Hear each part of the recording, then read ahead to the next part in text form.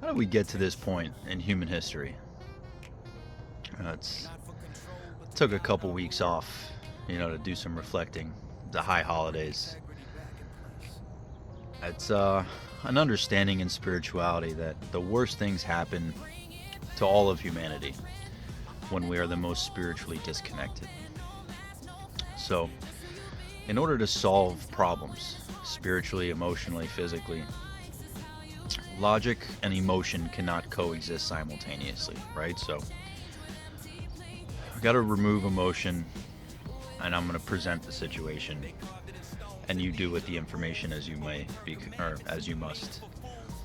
It's I can't teach anybody anything. I can only make them think, is a famous Socrates quote. So if we're going to think about how humanity got to this point in all of our human history, right? You've heard me say things like the Jewish people aren't the chosen people. It's just a lie that was created to cause more divide. Because why go to your mom or the creator and ask who's your favorite child on Thanksgiving? It's just going to cause a fight. So the reason this lie was created is because if you go all the way back to Egypt, Pharaoh said, "Shower me with gold, celebrate me as gods." Well, the Hebrew language says don't celebrate false gods. So Pharaoh, therefore you're not God, and therefore the Hebrews were slaves for 2,000 years in ancient Egypt. Go to Roman times. Caesar said the same thing. Shower me with gold. I'm better than everybody else. I am God. Jews said no. The Jews that used to be the Israelites, they used to be the Hebrews. Same people, now Zionists.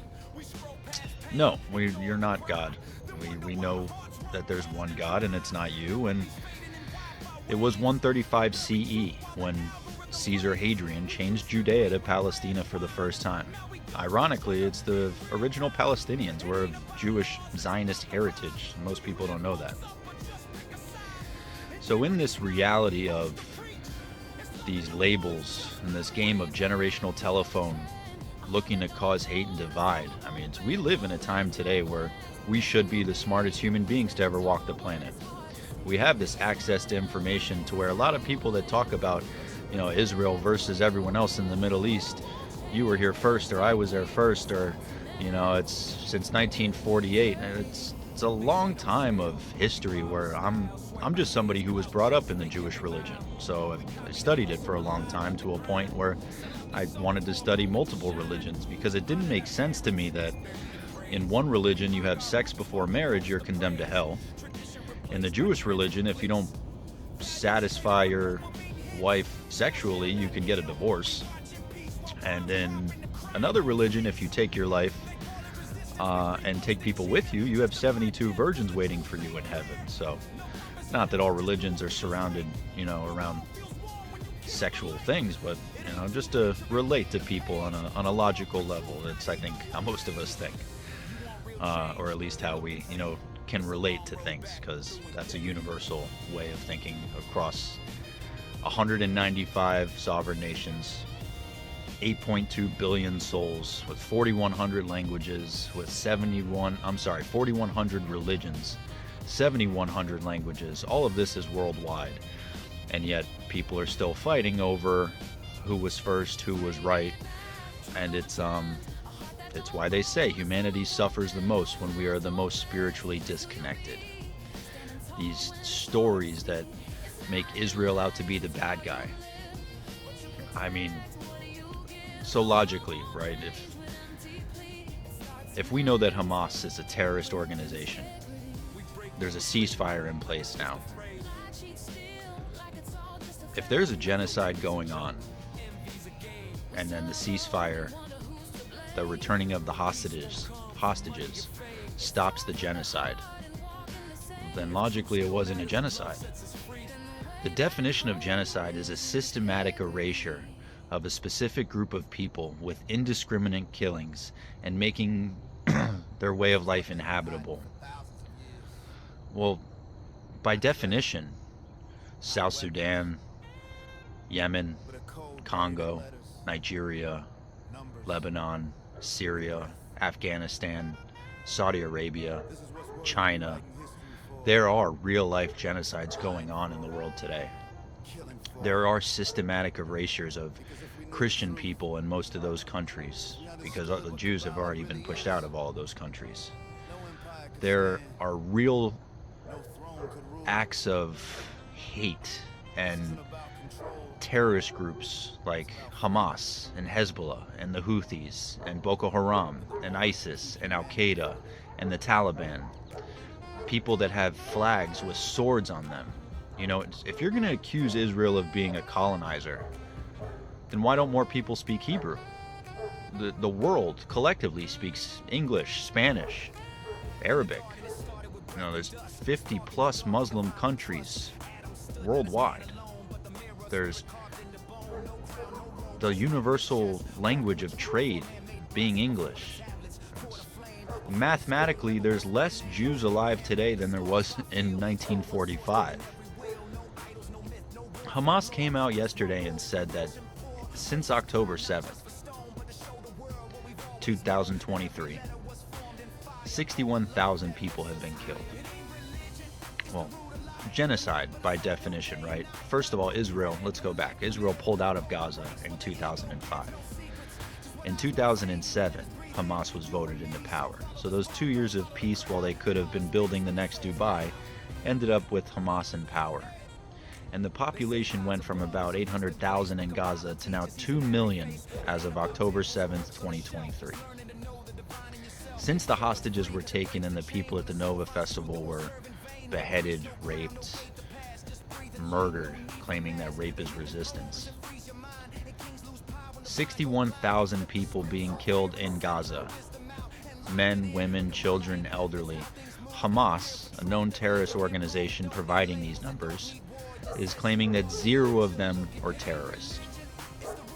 There's enough evidence of the tunnels, billions of dollars being spent in the hospitals, in the schools, in children's bedrooms. This information is out there. And for any good person, spiritual person that knows no children should be killed, no one should be suffering. It's just that war is profitable and governments have egos, so this stuff does happen when we're spiritually disconnected. It's just our job to understand it and make sense of it in order to best move forward as to why this is happening. So these terrorists are now telling us that 3.05% of their population has been killed over 2 years of a genocide. Does anybody else see the ridiculous claim here that that's not a genocide? That is urban modern warfare where the IDF dropping leaflets, losing their own soldiers, sending people in to try to preserve as much life as possible, is fighting a terrorist organization that literally hides behind children. I mean, how sick do you have to be as somebody that's been taught so much hate that that a war strategy of hiding behind children is going to brainwash people through the media to get them on your side of thinking that there's the bad guy, right? There's just there's known things, like if you tell the same lie loud enough and the same lie long enough, that people will start to believe it. This is where we are at this point in human history. We finally, after 2 years, have the hostages coming home. After 2 years of war and despair and lies and propaganda being pushed and blood libels against Israel, people need to know that Israel is the one democratic nation in the Middle East. Israel is where anybody from the LGBTQ community is welcomed, and you can't say the same about the 21, 22 Arab nations surrounding it. Israel has a population that's 20% Arab, of people that work in the medical field, in the government, that are on boards of directors. There's people from Gaza that would come into Israel and work every day. Or if you were an Israeli Jew and tried to go into the West Bank, you probably weren't making it out alive. These are literal mirrored lies and projections a strategy of psychological warfare being used by terrorists that have studied psychology for hundreds, if not thousands of years, and they know exactly what they're doing, and they know that by teaching the next generation stories of hate, they finally honed in their stories enough to where it's worked. In my opinion, the truth has no fear of inspection. So if your intention is to really learn the history and make sense of what's going on, this psychology is also meant to keep people neutral, because there is plenty of quotes from George Orwell or Voltaire or Martin Luther King Jr., Albert Einstein. The people that remain neutral, the people that choose to do nothing, are really what allows evil to take over. That's how the Holocaust happens. That's how it keeps people divided by design. So it's not a time to remain neutral. It's a time to take a stance and speak up and know that there are sides that are fighting for love and fighting for life, and there's a side that is fighting for death and martyrdom and celebrating hate. And there is absolutely no life that I want to be a part of to where people celebrate hate, and that's the conquering energy. It has to be the energy of love and the intention of love in order to connect, in order to build, in order to keep humanity on a level playing field of just providing an opportunity for growth, for children not having to suffer, for children not having to be used as literal human shields. The big picture of this war in the Middle East starts when Caesar Hadrian in 135 CE changes Judea to Palestina out of spite. Right? If we're all meant to be brothers and sisters, people should know the first Palestinians were mostly Jewish. We're Zionists. We're Hebrews. We're Israelites. It's Palestinian Arabs that are killed by the hundreds of thousands in Lebanon, in Afghanistan, in Saudi Arabia, in Yemen. It's Palestine as a place. There is no prime minister ever. There is no currency of Palestine ever. The flag of Palestine is the Jordanian flag with the star removed. This is a strategic implementation of hate and a people to scream blood libels like "from the river to the sea, Palestine will be free." That's instigating genocide. That is a call for a global jihad to murder people that only want to exist and will fight to exist.